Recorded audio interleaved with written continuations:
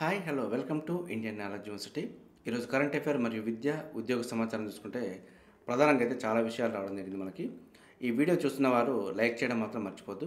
మీరు చేసే లైక్ వల్ల మరికొంతమంది విద్యార్థులకి ఈ వీడియో అయితే చేరడం జరుగుతుంది. సో అదేవిధంగా మనకు వివరాల్లోకి వెళ్తే బీజేపీ కురువృద్ధునికి అత్యున్నత పౌర పురస్కారం, అద్వానికి భారతరత్న అంటూ మనకైతే రావడం జరిగింది. శిఖర సమానుడికి సముచిత గౌరవం అంటూ మోదీ పేర్కొనడం జరిగింది. అదేవిధంగా అత్యంత వినమ్రంగా స్వీకరిస్తున్నా అంటూ నా ఆశయాలకు సిద్ధాంతాలకు దక్కిన గౌరవం అంటూ అద్వానీ పేర్కొనడం జరిగింది. సో మన పాయింట్ తీసుకుంటే ఉద్యోగ నియామకాల్లో మహిళలకు హారిజాంటల్ రిజర్వేషన్లు అంటూ మనకు ప్రధానంగా అయితే రావడం జరిగింది. నేడో రేపో నిర్ణయం తీసుకున్న రాష్ట్ర ప్రభుత్వం ముఖ్యమంత్రి వద్దకు చేరిన ఫైల్ అంటూ రావడం జరిగింది. సో ఇదైతే ఎట్టకేలకు హారిజాంటల్ రిజర్వేషన్ అయితే అమలు కాబోతున్నట్టు మనకి ఇవ్వడం జరిగింది. గతంలో పలు సందర్భాల్లో సుప్రీంకోర్టు కానీ హైకోర్టు కానీ మార్గదర్శకాలు చూసుకుంటే హారిజాంటల్ విధానమే అమల్లోకి అయితే రావాలని చెప్పి కోరుకోవడం జరిగింది. సో ఇప్పుడు మనకు ముఖ్యమంత్రి కూడా ఆ దిశగానే అడుగులు వేస్తున్నారంటూ మనకు సమాచారం. ఈ నిర్ణయంతో మనకు గురుకులాలు కానీ గ్రూప్ 4 కానీ ఇతరత్ర పరీక్షలకు సంబంధించి ఫలితాలు అయితే వచ్చే అవకాశం ఉంది. సో మనకి 3-4 రోజులు అయితే ఫలితాలకైతే రెడీగా ఉండొచ్చు. అదేవిధంగా మరో పాయింట్ చూసుకుంటే పంజాబ్ గవర్నర్ బన్వారీలాల్ రాజీనామా అంటూ రావడం జరిగింది. పంజాబ్ గవర్నర్ కేంద్రపాలిత ప్రాంతం చండీగఢ్ పరిపాలనాధికారిగా ఉన్న బన్వారీలాల్ పురోహిత్ పదవులకు రాజీనామా చేశారు. వ్యక్తిగత కారణాలతో రాజీనామా చేయడం జరిగిందంటూ మనకైతే ఇవ్వడం జరిగింది. సో పంజాబ్ గవర్నరు బన్వారీలాల్ పురోహిత్ రాజీనామా చేయడం కారణంగా మనకు నెక్స్ట్ గవర్నర్ ఎవరు అనే విషయం అయితే మీరు కరెంట్ అఫైర్లో భాగంగా చూసుకోవాలి. అదేవిధంగా ఐఎన్ఎస్ సందాయక్ జాతికి అంకితం అంటూ కూడా మనకు రావడం జరిగింది.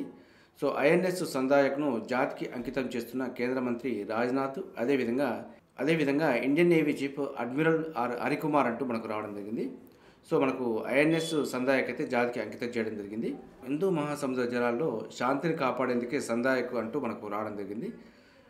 సో సందాయక్ గురించి కొంత వివరాలు అయితే సేకరించే ప్రయత్నం చేయండి. అదేవిధంగా మరో పాయింట్ తీసుకుంటే ఉద్యోగ పరీక్షల ఫలితాల విడుదలకు కసరత్తు అంటూ ఇవ్వడం జరిగింది. సో మనకు హారిజాంటల్ విధానమా వర్టికల్ విధానం అనేది దానిపైన మనకు 1-2 రోజుల్లో క్లారిటీ రాబోతుంది.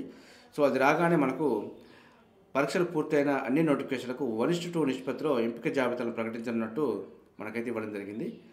మనకు ఈ నెలలోనే పూర్తయిన పరీక్షల అన్ని ఫలితాలు కూడా కంప్లీట్ చేయాలంటూ మనకి ఇవ్వడం జరిగింది.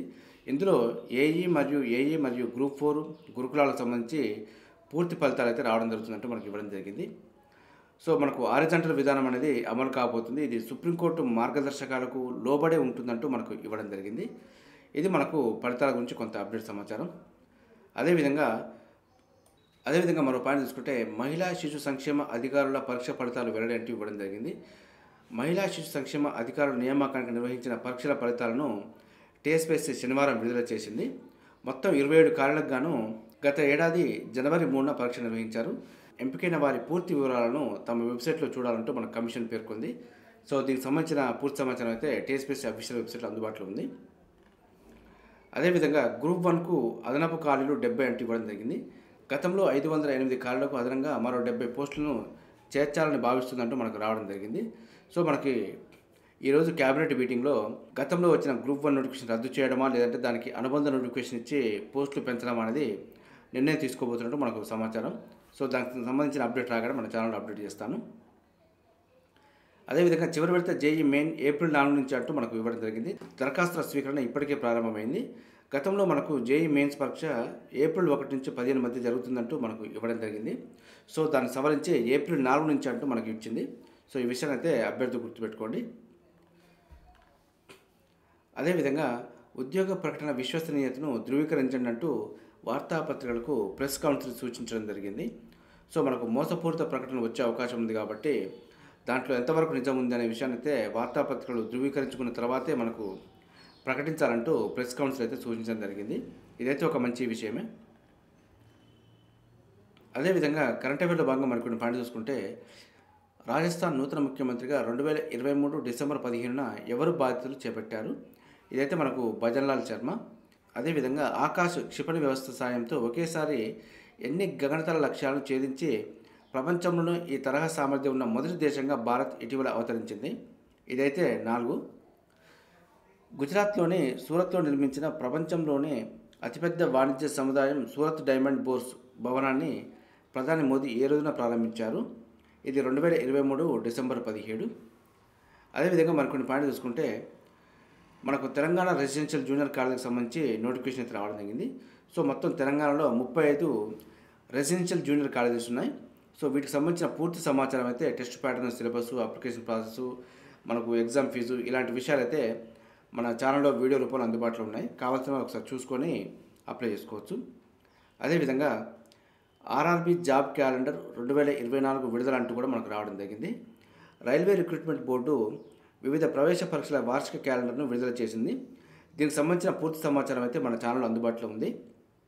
కావాల్సిన వాళ్ళు ఒకసారి చూసుకోవచ్చు. ఏ నోటిఫికేషన్ ఏ మంత్లో విడుదలవుతుందంటూ మనకు పూర్తిగా అయితే డీటెయిల్స్ ఇవ్వడం జరిగింది. ఇదైతే మనకు యూపీఎస్సీ మరియు ఎస్ఎస్సీ తరహాలో రైల్వే కూడా జాబ్ క్యాలెండర్ విడుదల చేసిందంటూ మనకు ఇవ్వడం జరిగింది.